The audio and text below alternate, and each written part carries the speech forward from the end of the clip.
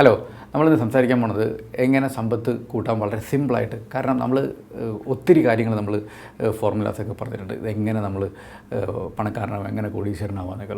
പക്ഷേ നമ്മൾ നമ്മുടെ ഹാബിറ്റ് തിരുത്താത്തോടത്തോളം കാലം, നമ്മുടെ സ്പെൻഡിങ്സ് കുറയ്ക്കാത്തോടത്തോളം കാലം, നമ്മുടെ ഏർണിങ്സ് കൂട്ടാത്തോടത്തോളം കാലം നമുക്ക് ഇൻവെസ്റ്റ് ചെയ്യാനും പറ്റത്തില്ല, നമുക്കതിൽ നിന്നൊരു വെൽത്ത് ക്രിയേഷൻ നടത്താനും പറ്റില്ല. അപ്പോൾ ഇന്ന് ഇതിലെല്ലാത്തിനും കൂടി ഒരു മൂന്ന് കാര്യമായി സിമ്പിൾ സ്റ്റെപ്പാക്കിയിട്ട് എടുത്തിട്ട് എങ്ങനെ നമ്മുടെ വെൽത്ത് ക്രിയേഷൻ ജേണി സ്മൂത്തനാക്കാന്നുള്ള പറ്റിയാണ് ഇന്ന് സംസാരിക്കാൻ പോകുന്നത്. വളരെ സിമ്പിൾ.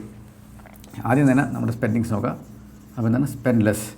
സോ നമ്മുടെ ആദ്യം തന്നെ ഏതൊക്കെ തരം ഹാബിറ്റ്സ് ഉണ്ട്, നമുക്ക് എന്തെങ്കിലും മോശപ്പെട്ട സ്വഭാവമുണ്ട്, സ്മോക്കിങ്ങോ അല്ലാന്നുണ്ടെങ്കിൽ ആൽക്കഹോളോ അല്ലാന്നുണ്ടെങ്കിൽ ഇനി ഈവൻ നമ്മുടെ ഒത്തിരി പുറത്ത് പോയി ഭക്ഷണം കഴിക്കുന്ന ശീലമുണ്ടോ, ഇതൊക്കെ എങ്ങനെ കട്ട് ഡൗൺ ചെയ്യാൻ പറ്റും, എങ്ങനെ ഈ തരം എക്സ്പെൻസ് കുറച്ച് നമ്മുടെ സേവിങ്സ് കൂട്ടാൻ പറ്റും എന്നുള്ളതാണ് ഫസ്റ്റ് ചെയ്യേണ്ടത്. ഇനി അതല്ല, നമ്മൾ വാങ്ങുന്ന സാധനങ്ങൾ അത് നമ്മൾ വാങ്ങുന്നത് ഒരു ഒപ്റ്റിമം പ്രൈസിൽ നിന്നാണോ വാങ്ങുന്നത്, അതോ നമുക്ക് അതിൽ നിന്ന് ഏതെങ്കിലും രീതിയിൽ സേവ് ചെയ്യാൻ പറ്റുമോ.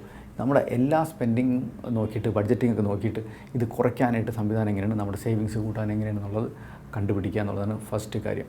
ഇനി നമുക്കൊരു ഐഡിയ കിട്ടുന്നില്ലെന്നുണ്ടെങ്കിൽ അറ്റ്ലീസ്റ്റ് 1-2 മാസം നമ്മൾ സ്പെൻഡ് ചെയ്യുന്ന ഓരോ പൈസയും കറക്റ്റായിട്ടൊരു ഡയറിയിൽ എഴുതി വയ്ക്കുക. എന്നിട്ട് ആ സ്പെൻഡ് ചെയ്യുന്നത് ആവശ്യത്തിനാണോ അനാവശ്യത്തിനാണോ എന്ന് തിരിഞ്ഞ് നോക്കുക.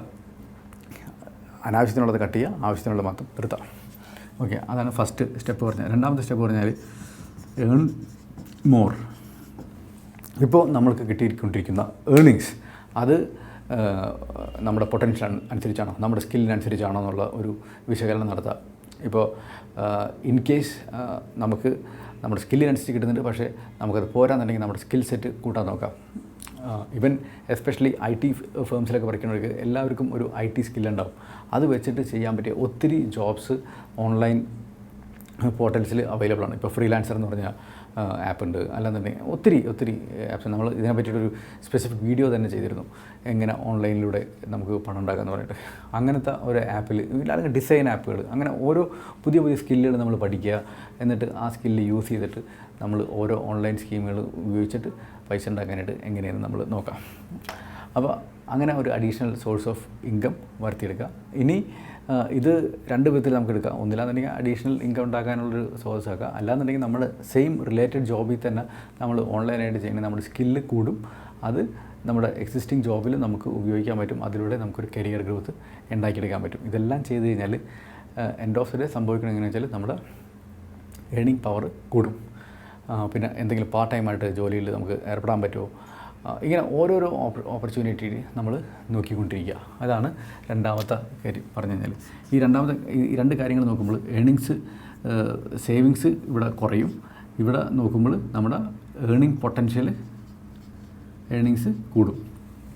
ഇത് വന്നു കഴിഞ്ഞാൽ നമ്മുടെ അടുത്ത് ഇൻവെസ്റ്റ് ചെയ്യാനുള്ള കാര്യം, ഇൻവെസ്റ്റ് വൈസ്ലി ചെയ്യുക എന്നുള്ളതാണ് ഇനി അടുത്ത ഇമ്പോർട്ടൻ്റ് കാര്യം. നമുക്ക് ഇതെല്ലാം കഴിയുമ്പോൾ നമ്മുടെ സേവിങ്സ് പവർ കൂടും. സേവിങ്സിൻ്റെ നമ്മുടെ അടുത്ത് കിട്ടുന്ന ഒരു ഇൻകം നമ്മുടെ കൂടും, സേവിങ്സ് നമ്മുടെ കൂടും. ഇതനുസരിച്ചിട്ട് നമ്മൾ ഇൻവെസ്റ്റ് കറക്റ്റായിട്ട് ചെയ്യുക എന്നുള്ളതാണ് അടുത്ത പ്രധാനപ്പെട്ട കാര്യം. കാരണം നമ്മുടെ അടുത്ത് പണമായിട്ടിരുന്ന് കഴിഞ്ഞാൽ ഇത് മൾട്ടിപ്പിൾ ആവില്ല.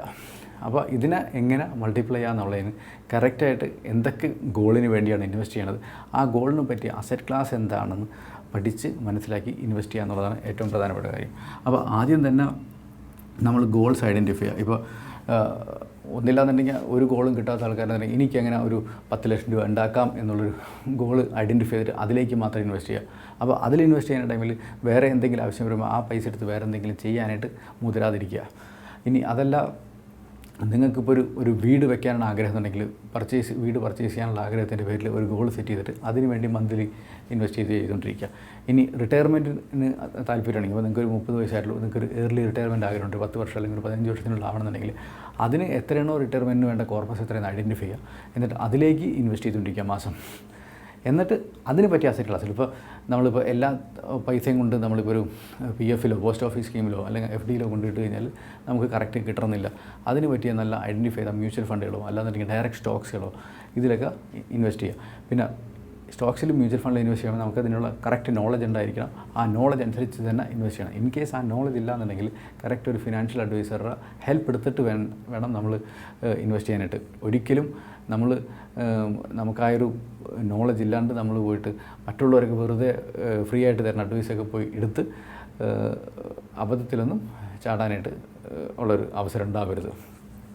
ഈ 3 കാര്യങ്ങൾ ശ്രദ്ധിച്ചാൽ തന്നെ ഒരു ബേസിക്കായിട്ട് ഒരു ഇൻവെസ്റ്റ്മെൻറ്റിൻ്റെ ഒരു കാര്യങ്ങൾ ഡിസിപ്ലിൻ ആവാനായിട്ടുള്ള ഒരു കാര്യം വരും.